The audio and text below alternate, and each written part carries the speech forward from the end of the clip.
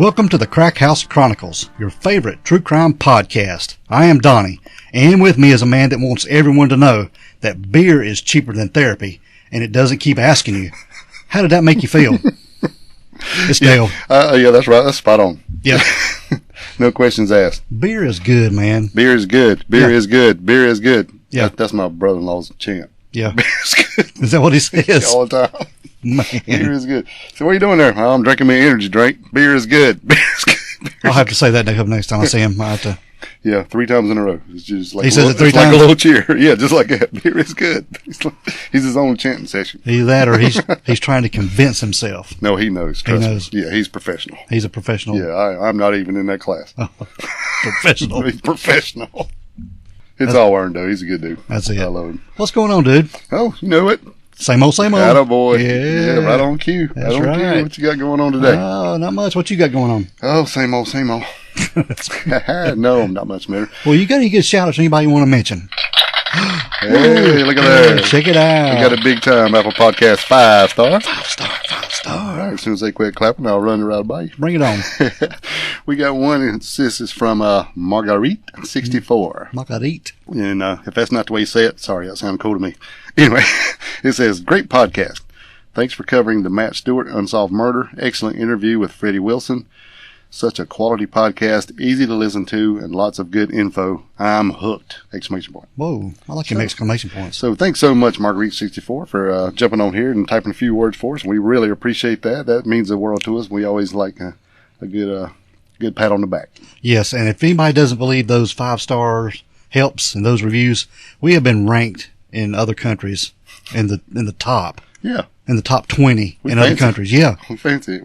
Yeah. It's pretty dang awesome. Good thing you just didn't put it on Facebook. So really, if anybody wants to be like Marguerite and go over to Apple Podcast, please click that 5-star and write something in the box. That's right. Yes. And it does help our show go up in the ratings.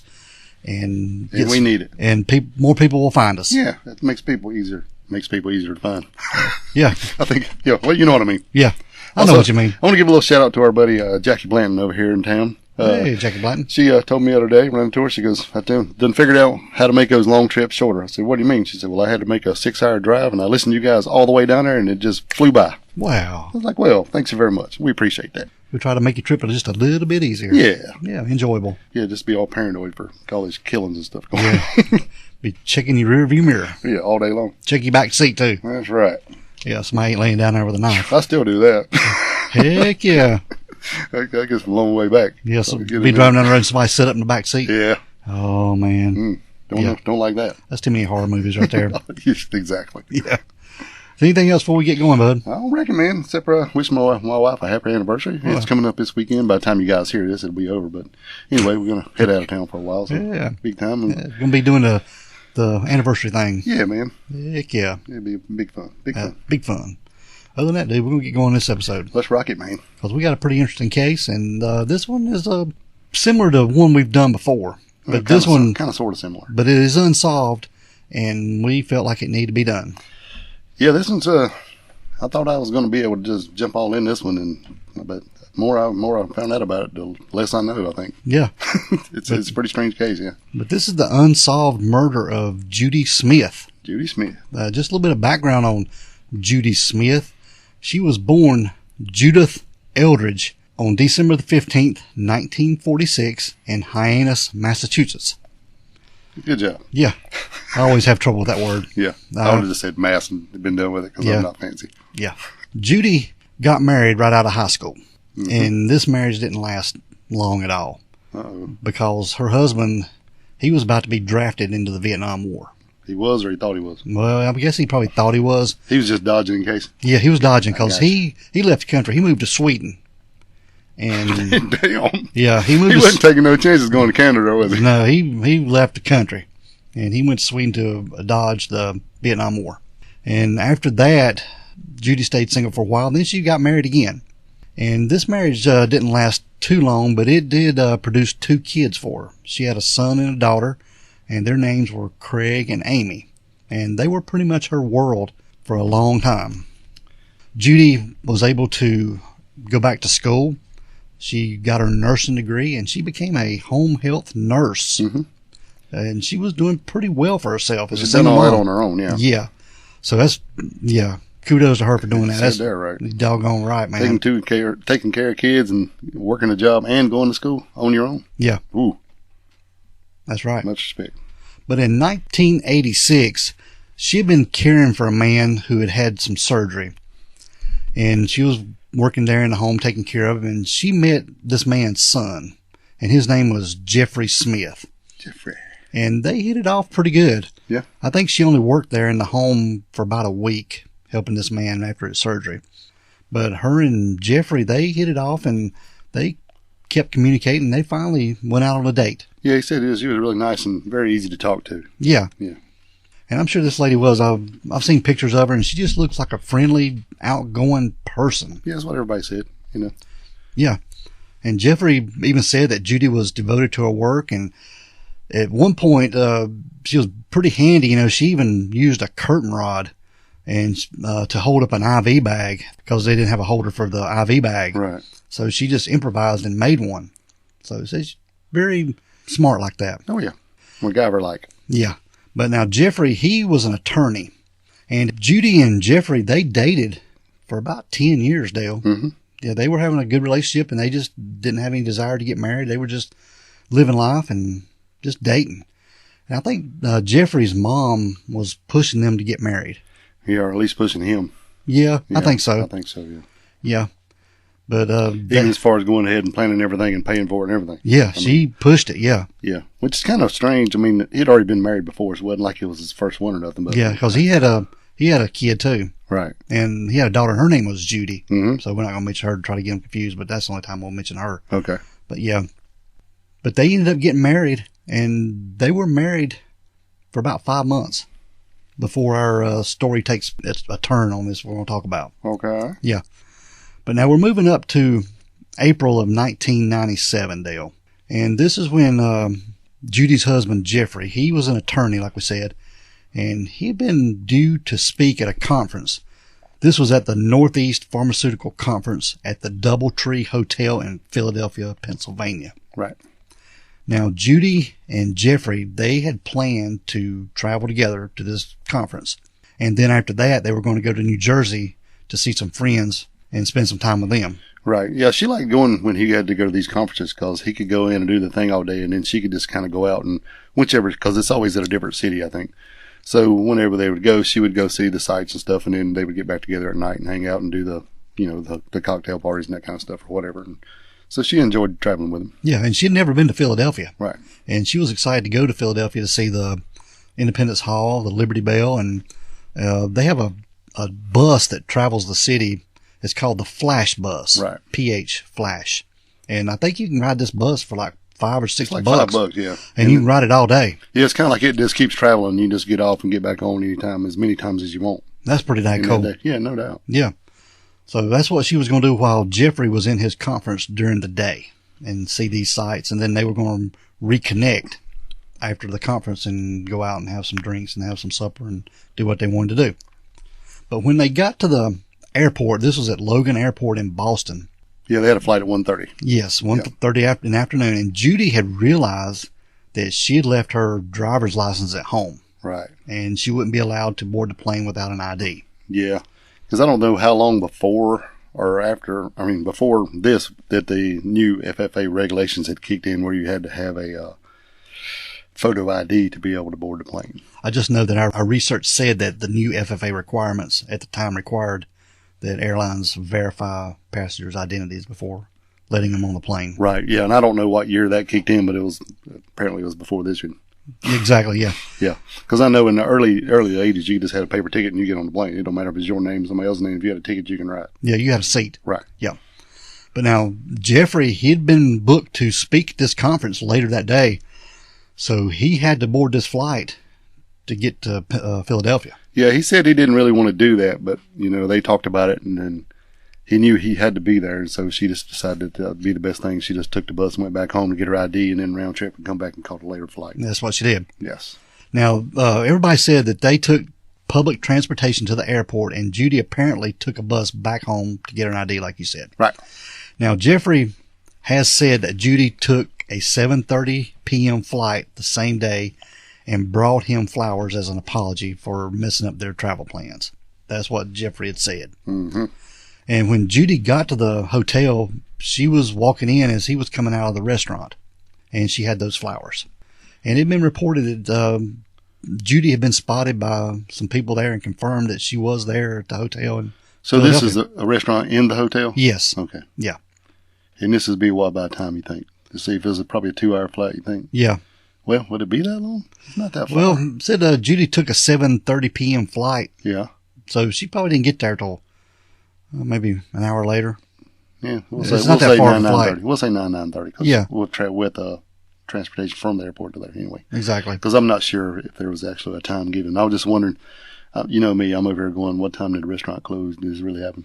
Yeah. I'm trying to pick it apart, but I don't know. You go ahead. I'm sorry. But it'd been reported that they had room service at the hotel and got ready for the following day. So they just pretty much turned in when Judy had got there.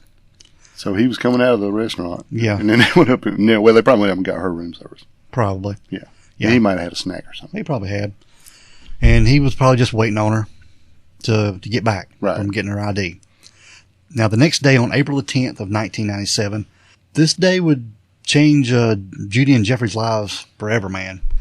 Jeffrey woke up before Judy did, and he went down to the lobby for the complimentary breakfast at the hotel. Oh, I'm sure he did. Yep. And when he came back up, Judy was in the shower getting ready for her day. Right. Because when he left, she was still in bed. She was just, I guess, tired from her flight and stuff. And yeah, he come in and goes, hey, you need to go down and try that complimentary breakfast. It's pretty good. And she's just started laughing, going, yeah, I'll just go like I am, naked and dripping wet. So she sounds like she's pretty fun. Yep.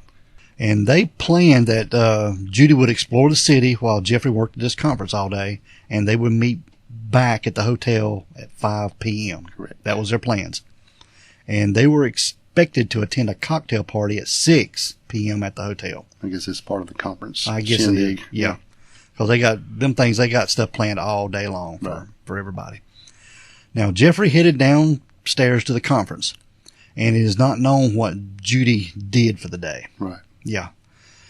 Because, cell phones were just coming in. Yeah.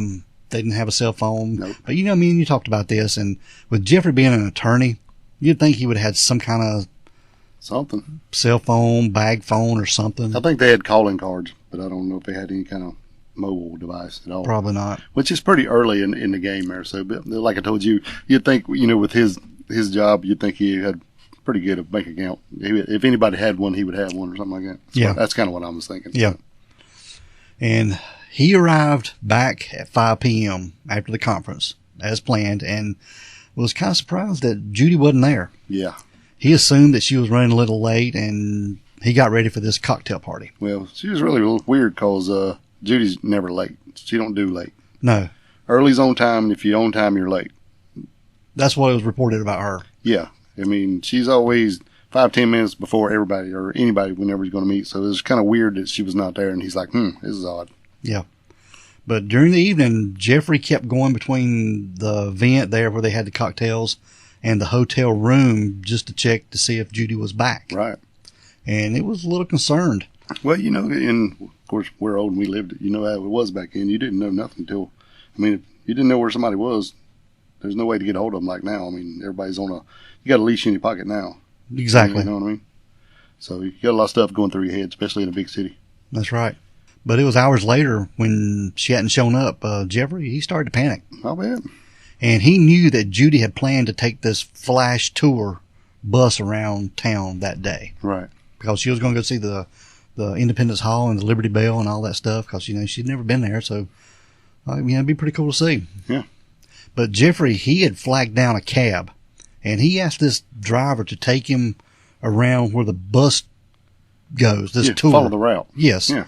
Just in case that, he could find Judy somewhere, where it went. Right. And he also went to the police station that night around midnight. After not finding anything, he's like, hell with it. I got to go to the cops. And he was going to report her missing. And they apparently told him that it was too soon to file a report. And that if she didn't show up that night, he should come back the following day. Yeah. Yeah. So, don't need to give it 24 hours for an adult and come back tomorrow morning about 9. What the heck, man? Talk to you. But Jeffrey he only noticed that one of Judy's outfits seemed to be missing. And it was the same one she had traveled in the day before. Yeah, that's kind of an odd thing to me. Mm-hmm. Because I can tell you right now, we go on this trip wherever we're going, I can't tell you nothing that was there or not missing or nothing, because I wouldn't know. I get it. Would you know? Mm-mm. No. And the same about me, she wouldn't know. I mean, of course, when you pack 2 pair of shorts and 85 t-shirts, you're good to go. Mm-hmm. But it was the same outfit that she'd traveled in the day before. Right. And Judy's kids have said that it would not be unusual for her to wear the same outfit twice in a row. So if that's what they said, then they know her best. Of course, she was probably really frugal. Had to be coming up, so they probably, nothing to her. It was just ingrained to her after being a single mom to be frugal, yeah. You're going to spend that money. But Jeffrey contacted Judy's kids to see if they had heard from her, and they hadn't heard anything. And Jeffrey also asked his daughter, who was back home there in Boston, to go to their home to see if Judy had left a message on their home phone answering machine.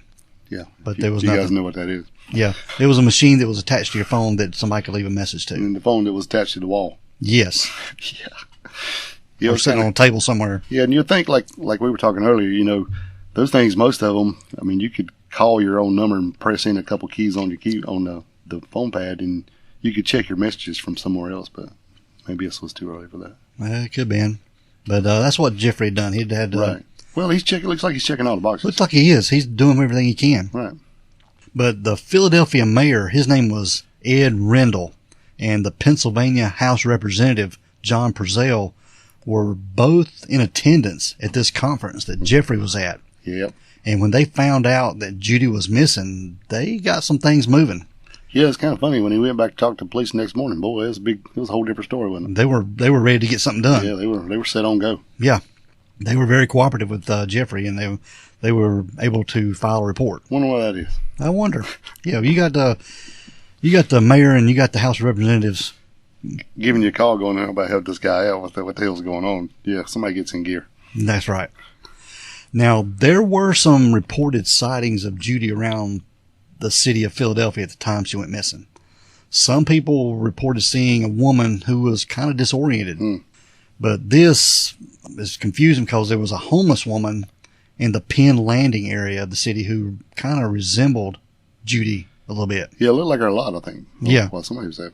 It's a homeless woman. Right. And Judy's children, they flew into Philadelphia to help with the search.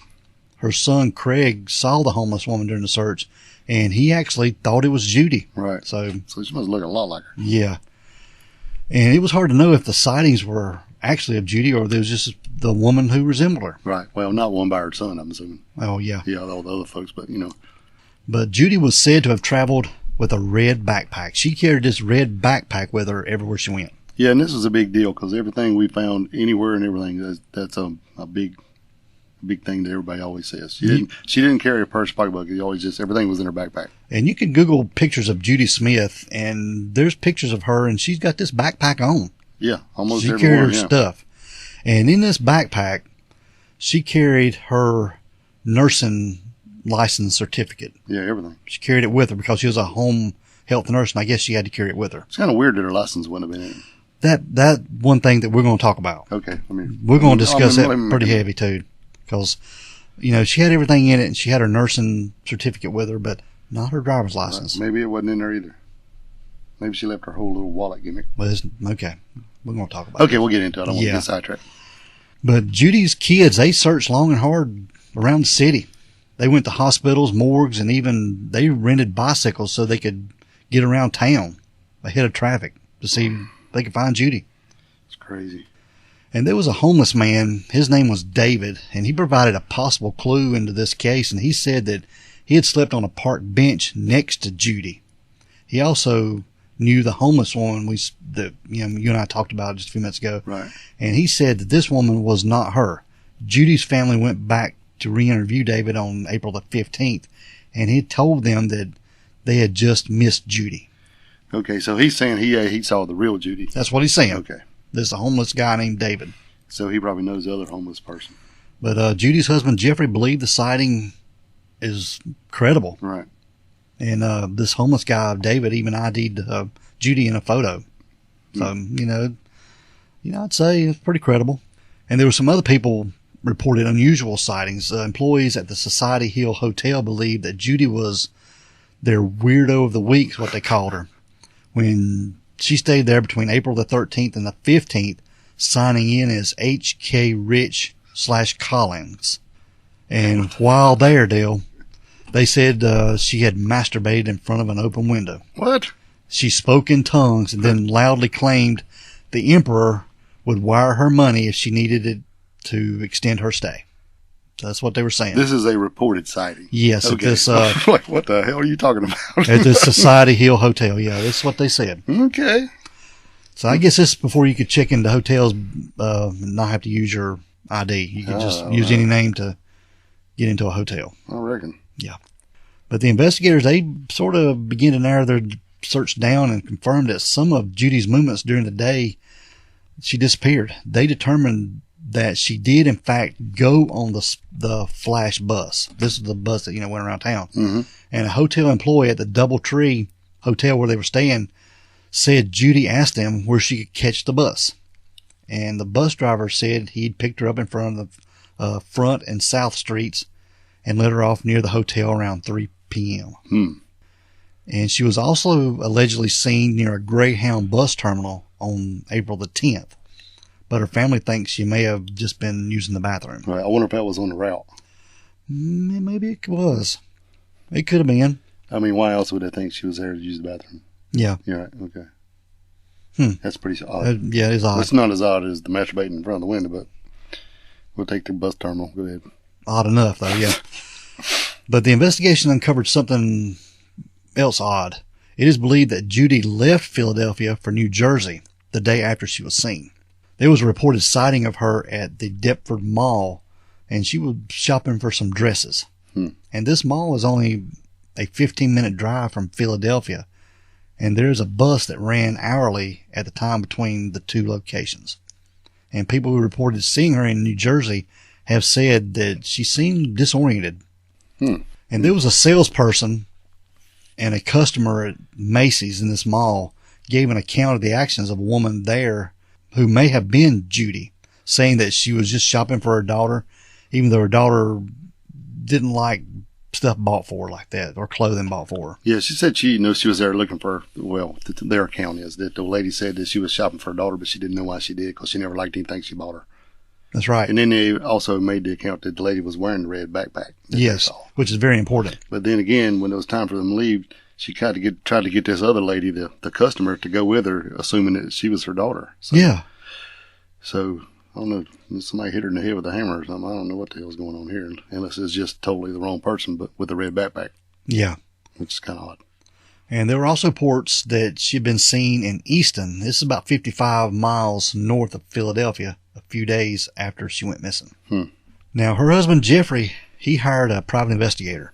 And the private investigator found a man who told Jeffrey that he had been leaving a Wawa near Rittenhouse Square on his way to work just before 6 a.m. Right. Where he saw a well-dressed white woman sitting outside a nearby gourmet grocery store. And the sight he found kind of unusual for this time of day. And later he saw a newspaper article on the case and realized that the woman looked a lot like Judy. And Judy's family stayed in Philadelphia for weeks looking for her. They put up posters in an effort to raise awareness, but they eventually returned home just empty-handed, man. That would suck. Yeah. Jeffrey, he ended up scaling back his law practice to focus on the search for Judy. Right. And the reason was that it was just a good portion of his criminal defense work, and in his words, he said, he just feels like he's a victim. I couldn't, in good conscience, continue to represent criminal defendants.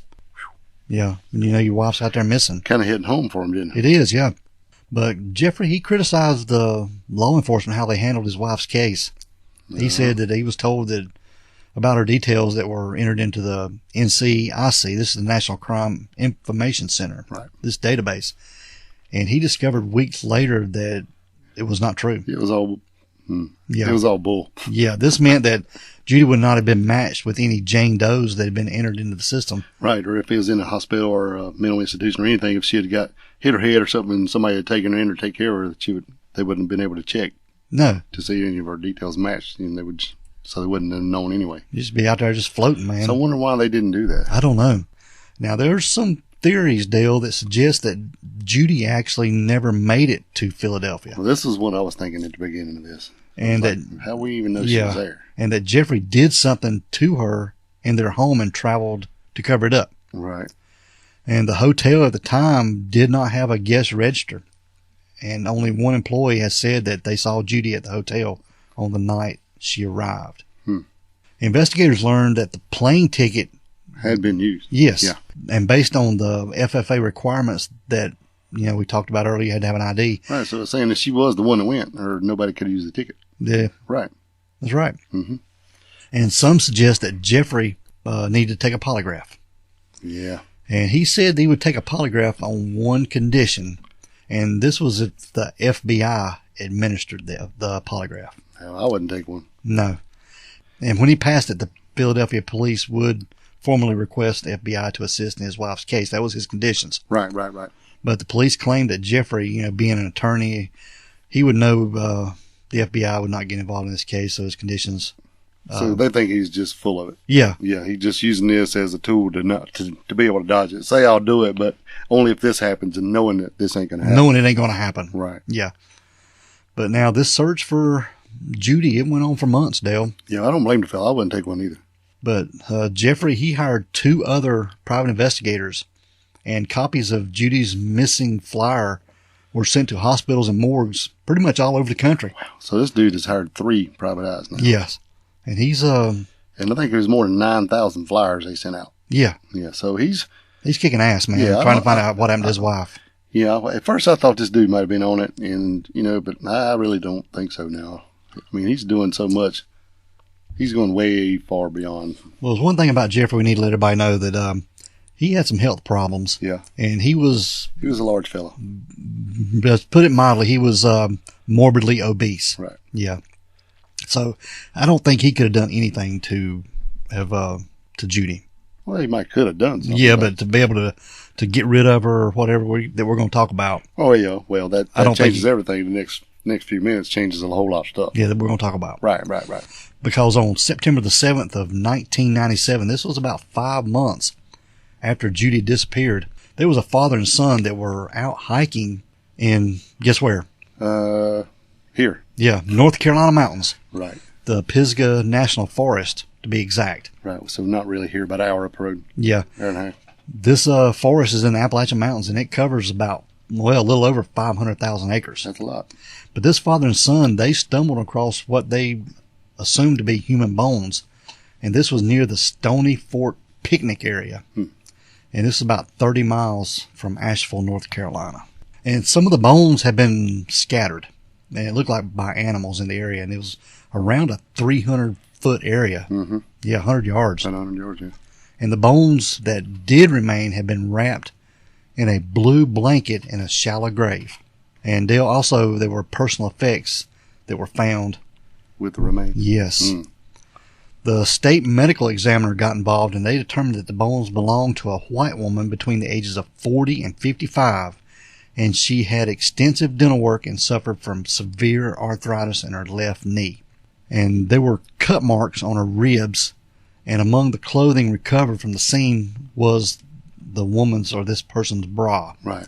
Which also had cuts and punctures. Animal hair was also found on the clothing. Yeah.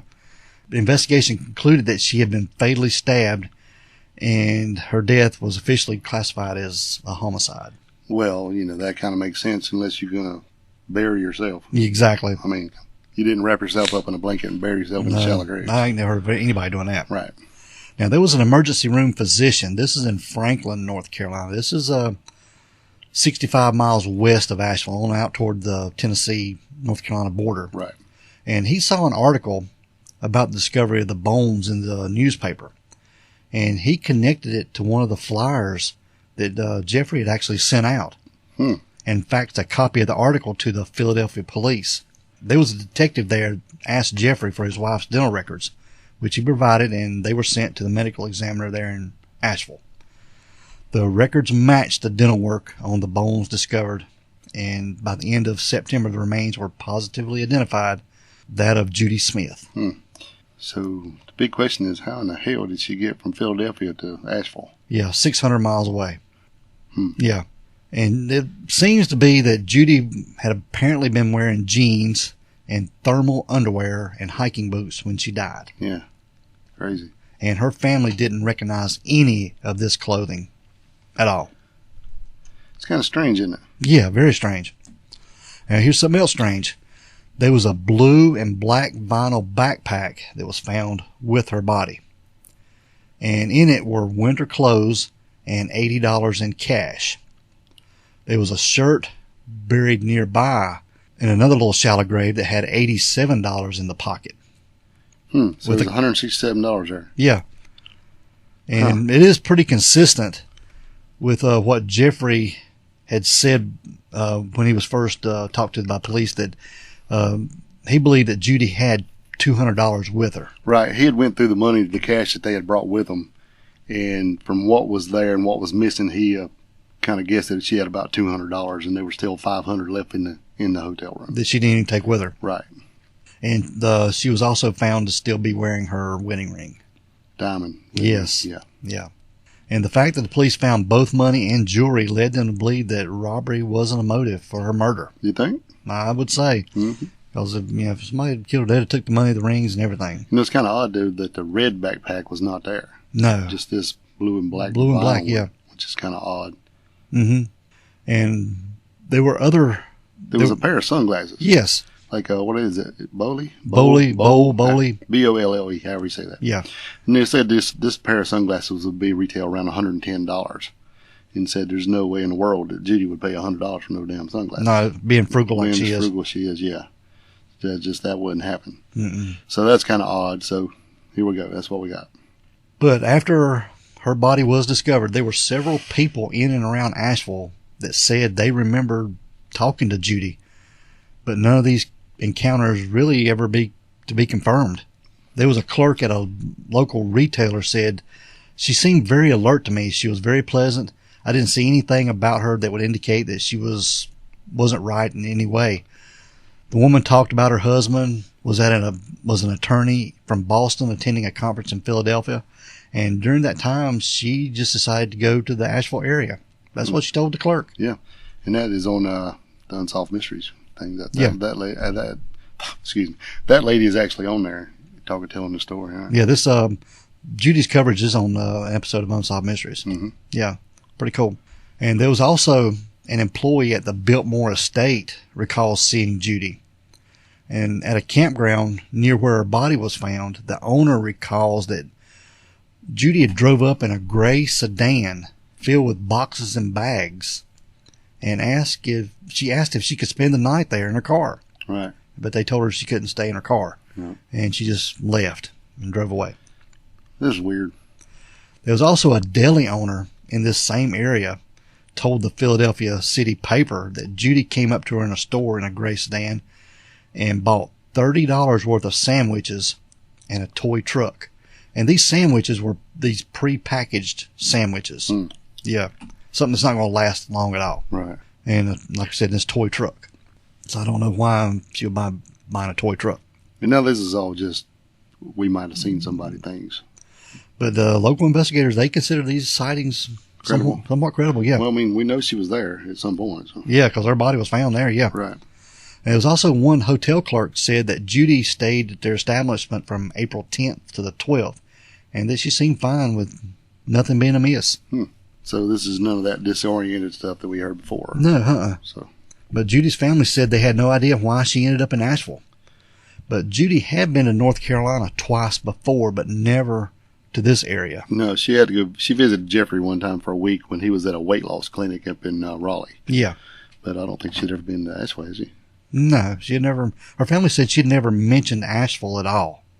And there was another occasion she accompanied a patient on a drive that he visited family, either lived close to North Carolina or probably Virginia. Or Tennessee or something? Yeah, somewhere in that area. Up in the corner. Yeah. So I guess this is somebody that she was caring for? Yeah. Okay. She come down here with them. But when Judy was found deceased, she still had most of the money she took with her. And none of her bank cards or phone cards had been used. Nope, nothing. But if the sightings with the car were her, how did she get the car? Yeah. With no money or no, didn't use a credit card, didn't have any money. So that's like I'm kind of going, I don't know if that was her or not. Mm-hmm. But, I don't know. Yeah. And then, this reminds me, like we said, another case we'd covered of Sharon Lepatka. Yeah. This was the lady that found the guy online and come down here and hooked up with him. Yeah, because she kind of done the same thing, but a little bit different. She had been talking to this guy for a long time, and then she kind of told everybody she was going one place and went somewhere else, right? Mm-hmm. And then she come down here and ended up in the dude's backyard buried. So yeah, it's kind of similar to that, really. But what gets me though, this Judy Smith, her and Jeffrey had only been married for 5 months. Yeah. Even though they've been together for 10 years. Well, a lot of things can change. And the kids said that their marriage was good. There wasn't any troubles or anything like that. But one of Judy's friends said that the relationship wasn't that great. Wasn't as rosy as it appeared. Yes. Right. That's what one of her close friends had said. Yeah. So who knows? Was Judy trying to get out of the relationship? Well, a little known fact was where he pulled a prenup on her right before they got married. Yes, he did. And she didn't really want to get married anyway. She just kind of done it, and then he done that. And said that kind of pissed her off that she didn't even read it. She just signed it and said to hell with it. Oh. So 5 months later, and plus it was also said that the house he lived in, she didn't like the house. And basically, truth told, he didn't like it either. I think he'd bought the house because it was in a school district that his daughter was going to. And it was just convenient because he wanted her to attend this school. It was like the best school in town. Yeah. Kind of thing, right. So that's why he had bought the house, which I get it. I right. get it. Yeah. So she had to move in the house that she didn't like and stay with him in the house that he didn't like. And then they had talked about selling it and getting a different house somewhere else because now the daughter was going to college, right? Yep. Yeah. So I don't know. It's kind of a weird situation going on. And I think really, especially if somebody's been dating for 10 years and they're living in their own place and they see each other all the time, it's a lot different when you're moving in together and you're there all the time. That's right. There's another thing about Jeffrey too. It was reported that he was trying to get out of being an attorney. He was wanting to go back into teaching. He was trying to scale down a little bit and go into teaching. So. Yeah, and I don't think Judy was too happy with this because he was at home a lot more. Right. Yeah.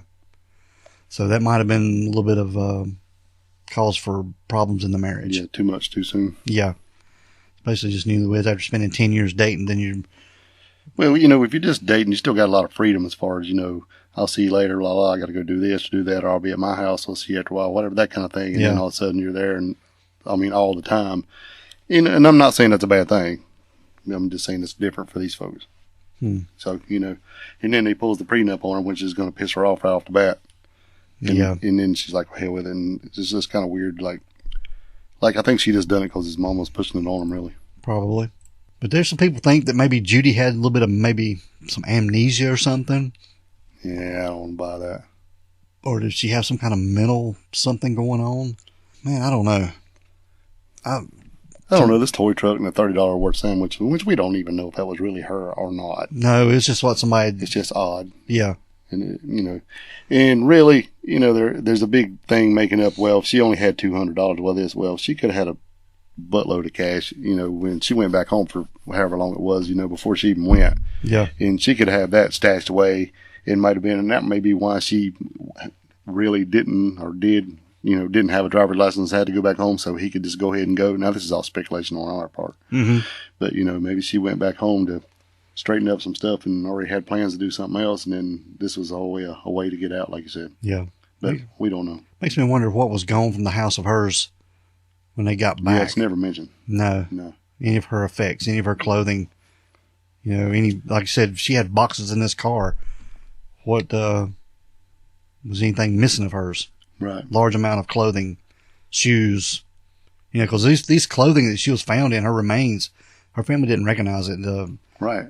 And that's odd too, isn't it? Yeah, you did the weather research on this for the April of 1997. Yeah, because I was asking you, because I know you've been up there hiking all these woods, I was like, well, a lot of people said that they didn't think Jeffrey could have done it and then took the body up there because it's pretty rough terrain.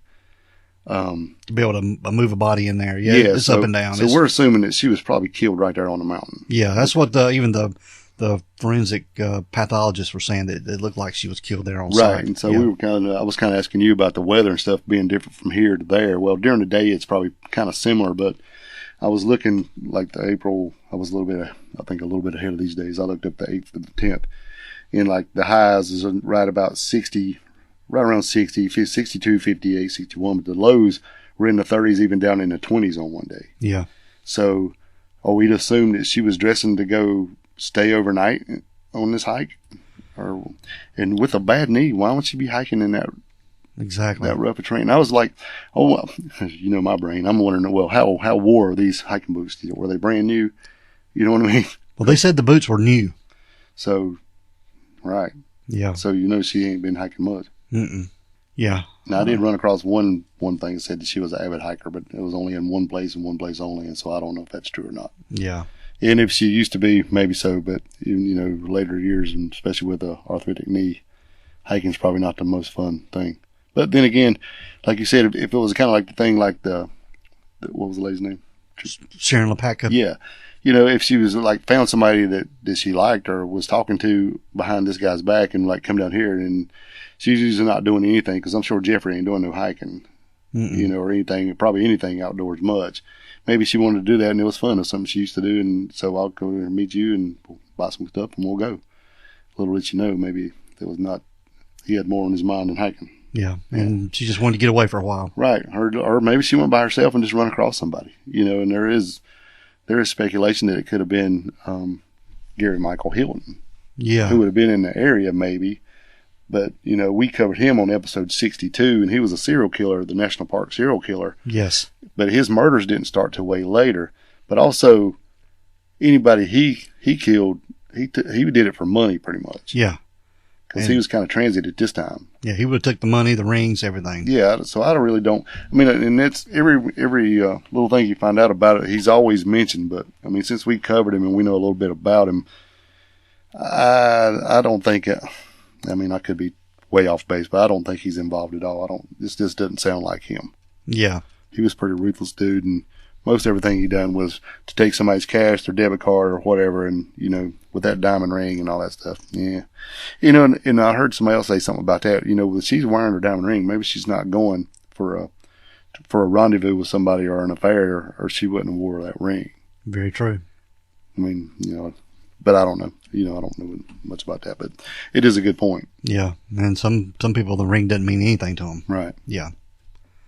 But Jeffrey, he was considered a suspect for a long time. Well, I bet. Yeah, they monitored him pretty quick and stayed on him, but he was kind of there for a while. He was ruled out. They didn't believe he could have done it. Yeah, at first I thought maybe he was the owner, or maybe he had something done. But then again, why would he?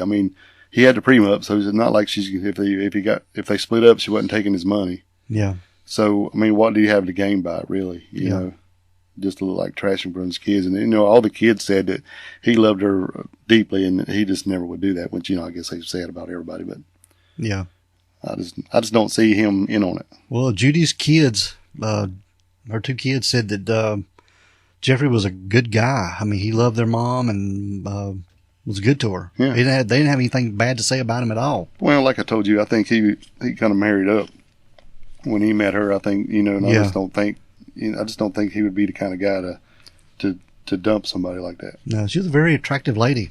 Yeah. Yeah, cute lady. Especially if he's a bigger man, Mm-hmm. It just bugs me how she got from Philadelphia down here. Yeah, I don't know. It just, yeah. And the funny thing was, man, when they found the remains, the coroner said, this body's been here probably a year, maybe two. Yeah. But when they put the timeline together, it was less than 5 months. Mm-hmm. Yeah, she laid out there decomposing over the summer. Yeah, and and then with all the wildlife in the area, that they care that quick. Bears, dogs, and coyotes. Even like the marks on the bones could have been animal marks. We don't really know. Yeah, this is true. But Jeffrey, he passed away in 2005 at the age of 59. I guess his health conditions just sort of caught up with him and he passed away. And probably this on his mind did not help him. No, didn't. It just killed him, I think. That's why I don't really think he had nothing to do with it. I don't think he hired anybody. I don't know nothing, because he just seemed like he just went straight downhill from. Now, Sam Constance, he was a Buncombe County detective who investigated this case, and he believes that Judy came across her murderer while hiking, and she traveled to the Asheville area voluntarily. Right. So he's saying that she just kind of drove down there to go hang out in the mountains and then run across somebody on the trail. That killed her. Could have been. That's what he's saying. Yeah, that kind of makes sense to me, but And there's some people have insinuated that Judy may have planned to disappear for a while. But why in the hell would he kill her? Yeah. And this lady said she never met a stranger, and everybody to her, in her eyes, were good as gold until they proved otherwise. And she was always, she would talk to anybody and give anybody the time. But I don't understand what would be the point of killing a woman. I don't know. I mean, if it was a random stranger, if you're not going to, you're going to walk up and kill her and you're going to wrap her up you're going to wrap her up in something, or are you going to carry a shovel in your pocket? Yeah, I don't know, because she was buried in a shallow grave. It says shallow grave. Does that mean she had a bunch of weeds thrown onto her, or does that mean somebody dug a hole? I would say somebody dug a hole because they found the shirt buried in a hole. Right. And some other effects buried. So some guy's up here hiking with a shovel in his pocket. Yeah. And just in case he saw somebody want to kill. Mm-hmm. Okay. Is that what we're going with? That's just odd to me. Well, that's why this case is so damn confusing, because once I think we're going in the right direction to figure this out, it's just like, wait, nothing even makes sense anymore. I know. But just one last thing, that remember, her red backpack that she carried with her everywhere was never found. Never found. No. Nope. And the state of North Carolina and Jeffrey combined, they had a $17,000 reward for any information that was leading to a resolution in the case. But nothing was ever found about Judy and what happened to her, man. That's probably not standing anymore, is it? If he's passed away. I don't know, dude. I don't know. I don't see anything about it. But it's just a weird case, and it's very sad, really. Yeah. I mean, the man waiting for his wife to come up and meet him in the hotel in there, and they have dinner that night, and she goes to sightsee the next day, and that was it. Yeah. Next thing you know, she's buried in the woods in North Carolina. But Judy's remains that were found there in Asheville were cremated, and the remains were given to her family and friends. So I don't know what they done with them after that, but they had custody of them after that. But that's the story of Judy Smith, the unsolved murder. Sad. You got any last thoughts or anything about this? No, I don't get it. I knew you were going to pick it apart and tear it up. But man, I was trying. I really was. I mean, the damn thing about the flowers blew my mind. I'm like, why in the hell would unless that's just something she did? I've never heard of that. Coming into the hotel with... Bring him flowers because she's late. Yeah. Come on. But the worker there at the hotel assumed that he had the flowers. He had bought the flowers for her. Right. Because that's the way it goes. Well, if you're looking that way, I mean, but it was told that she bought flowers on the way there and brought them to him. Even on the Unsolved Mysteries, they have a scene with that in it. Yeah. So, and he's like, oh, you didn't have to do that. I'm like, this is weird. Weird. Yeah. But I want everybody else that listen to this episode weigh in on this and tell us what you think happened to Judy and what... Yeah, go out there and jump on the Facebook page and let us know. Yeah. Message us, email us. Get a good conversation going out there. Leave a message on Spotify, comment there. And it's kind of odd to me. I mean, why they sent those flyers, all over the place, but I guess it worked out. But it's just kind of odd to me. I mean, that you would to go in that big of area when it was, she disappeared in this one spot. But, yeah. But what do I know? It worked. They figured out where she was. Mm-hmm. All right, dude. That is the strange murder of Judy Smith. Yep. Sad tale. It is. All right, dude. We're going to get out of here. All right, let's roll. We want everyone to be safe. Please be careful and always be aware of your surroundings. Because the next episode could be about you. This is the Crack House Chronicles.